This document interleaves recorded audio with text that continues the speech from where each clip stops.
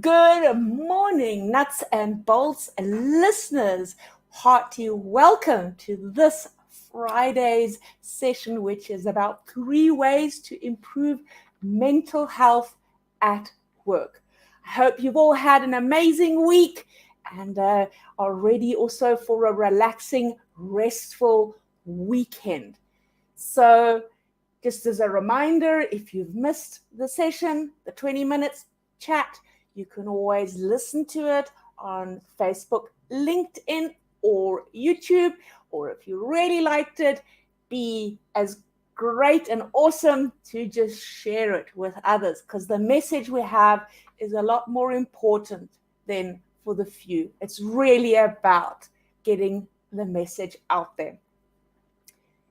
So last week we started talking about the importance of mental health, and that this is our theme for the month of January, and that we want to carry on about it. We spoke about why mental health matters, and today we want to look a little bit more about the concept of mental health in the workplace and how to find strategies and tips perhaps to reduce stress and anxiety in the working environment, because we get a lot of stress in our working environment because of deadlines, the volume is just too much, and we have external factors that very much weigh us down or erode our energy over a certain amount of time.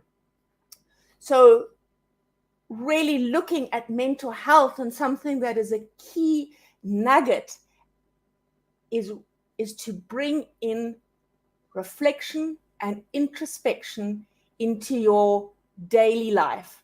And that doesn't mean that we have to sit and meditate for 20 minutes or take huge chunks of the day of just trying to still that mind. But it is very often just taking 5 minutes. You can even do that while you're having a cup of coffee or a cup of tea, to really just pause for the day and ask yourself 2 key questions. How am I today? How am I actually feeling? And not letting yourself off the hook with okay or fine, but really for a moment, like tuning into your gut and your heart and saying, how are you? Because your mind will always say, I'm fine, let's power on, I'm good. But that mind does get also tired because it has so much information that it needs to manage in a day. So I think that's the one.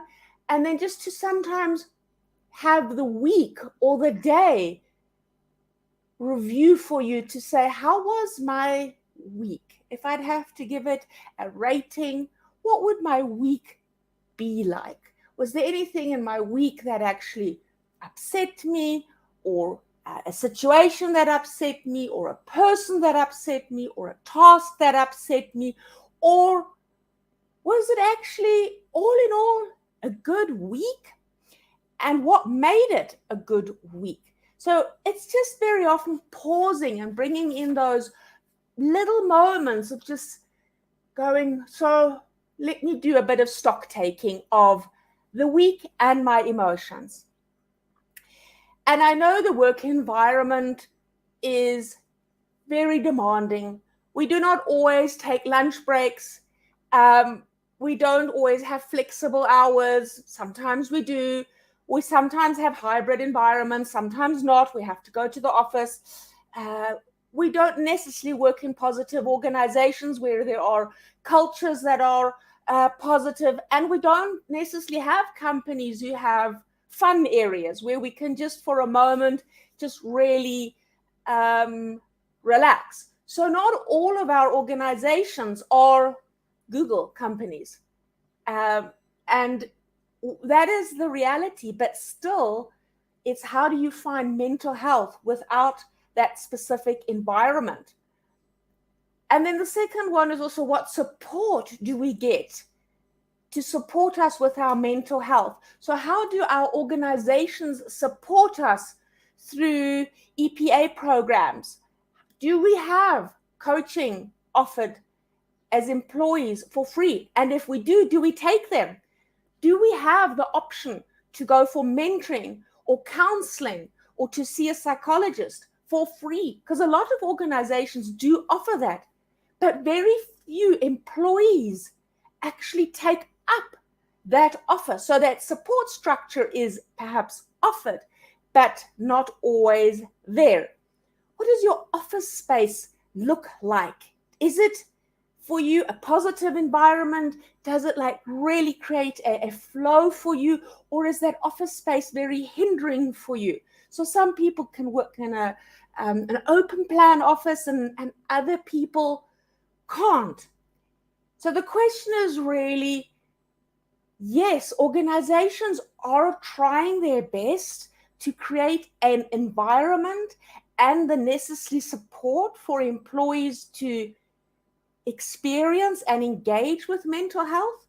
However, as employee, it's also our responsibility to participate with it. So it's like imagining you go into a playground and all the fancy slides and swings and carousels are around there, and it's just beautiful. But you as a child have to decide, I'm going to take a step forward here and I'm going to play with these toys. And I think the same happens here with mental health. It's not only the onus is on the organizations, the onus is also on us as employees to utilize the tools or the support that is provided. So that's just something I want to put up in front. And it's all about choice. We have choice to utilize what is given to us, but we also have choice to raise our voices and say, this is not an environment that is conducive right now for mental health, and we need to change things. Because the topic is fairly new within the working environment, it's a co-collaboration between employer and employee to try and create that ideal environment. It's not only for the employers or the organizations or the business owners to figure it out for themselves, because they also don't always have the solution. So that's just as a upfront comment. But let's look at 3 ways how you can increase mental health for yourself at work. And I'd like to start off with tip number 1, which is about really analyzing the situation. And it comes back to that reflection component. Take a day, a section, or 20 minutes, or like I say, in the morning, and look or review your day and jot down what situation, what tasks, and what people really stressed you out today or in this week. And if you are able to ring fence it, you are able to isolate it and not make it a generalist component to say my whole week was actually bad. It was maybe an isolated situation or task or person that has just overshadowed the week. But once you are able to say it's this, you can start wondering, what is it about this person, the situation, or the task that actually stressed me out or caused me anxiety? And how can I deal with it differently? How much choice did I have in this situation? And what can I do to not experience this again? And that process alone just reduces quite a lot of stress and anxiety, because it gives you 2 things. It empowers you, it gives you autonomy, it makes you feel in control, and it makes you realize you do have choice. And we often forget that simple component, that we do have choice. And it's talking about it, going to that person, verbalizing it, and really expressing it. And people, I find, have become a lot more empathetic and understanding, but people don't know sometimes that you are stressed or anxious, that you're feeling these challenges. So unless you raise it they're going to carry on as is, because from the outside, let's be honest, very often we are good at masking the facade that everything is okay, but inside nothing's okay. So that's tip number 1, and I'm sure you can resonate with that. Tip number 2 is really to start thinking about energy and not time. Most of us look at our diaries, and our diary rules our lives. It determines what we're going to do, when we're going to do it, and it literally gives us that process and planning and structure. But it does not consider your energy. How are you feeling at certain times? When is your most productive time? When is it easy for you? So do you, for example, prefer to do meetings in the mornings because your energy is high, and then do something less energy draining like emails in the afternoon? Or are you the most creative in the afternoon after you have done meetings in the morning? What is that like for you? Because time is finite. You only have 24 hours in a day. We all do. And we have to manage that. And we have to manage our energy in those 24 hours. As in, energy is infinite. It flows. It comes and goes. And not every day is the same. One day you're going to wake up and you go, I feel so energized. I really have energy to do my work, or have a meeting, or face the situation. And other days you wake up, your energy's low, it's depleted. You can feel you're not going to be on your A game, but whoa, your diary says you have now 5 meetings back to back. And it's really starting to observe your energy. I know you can't manage it, all of it. Like in an ideal world, you can't sometimes wake up and go, okay, well, I don't feel well, I've got 5 meetings. But you can start becoming more attuned to when are you the most productive and when is that for you, because that removes a lot of stress and anxiety, and it hinders us from being machines who just need to be on the A game from the minute we wake up until we actually close our eyes. There are times during the day where you are exceptionally productive and times when you are not.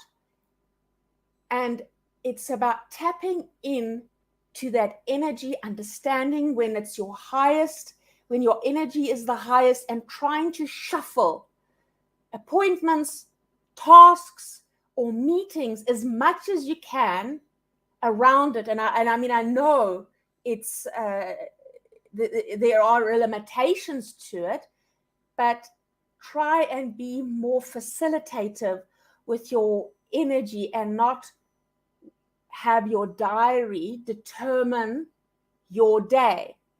And to give you an example, I do not take any client appointments on a Monday because I enjoy easing into a Monday and using the time to really prepare for the week, for my client engagements for the week, to design workshops if I have to. It's a very creative space for me. It's a very uninterrupted space for me. And it's a sacred space for me where it brings out the best for me. So that is the energy I enjoy on a Monday. And I don't have that energy during the rest of the week because there are too many appointments and I cannot bring that creativity in it. So it's really starting to sometimes think back. And as you're sitting here listening to me right now, how is your energy? Like if you'd have to explain it, is it quite tired? Is it anxious? Is it jittery? Is it overwhelmed? Is it exhausted? What is that energy like? And is that always how you feel on a Friday? So that's something I just want to leave you with. And I know it's a bit of a mind shift change to start thinking, let me run my work environment around my energy and not necessarily my diary. Again, it brings back control, it brings back choice and autonomy, and it starts preserving your mental health because it reduces the stress, the anxiety, the burnout, the overwhelm. So really sometimes putting down those boundaries. And I think my biggest lesson that I learned transitioning from 2022 to 2023 was things can wait. And we often make things not wait. We create this busyness around us and this hype, but it's our own story we create because of our diaries, and things very often can wait. So that's tip number 2. The last and final tip is, and you might laugh at this, but when it comes to mental health, it's about stepping away from drama. And here it's really stepping away from emotions or people or situations or news that are all based on negative drama. As human beings, we subconsciously take on the drama. We're hearing continuously about this. This one is complaining and this one is gossiping, and the news are obviously negative because that sells, and we are continuously hearing drama, and our mind takes in this drama because our mind cannot differentiate about, is this true or is this not true? So our mind makes this the truth and makes this our reality, and then it starts acting accordingly because it feels that this is a stress situation, and it goes into a fight or flight mode.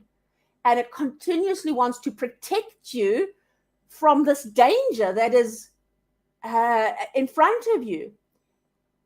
And that creates a lot of depleting mental, cognitive, emotional energy because it continuously wears out that energy. But it's silent, it's subtle. So it's slowly, it's like a slow flowing river that's just flooding along there or flowing along there.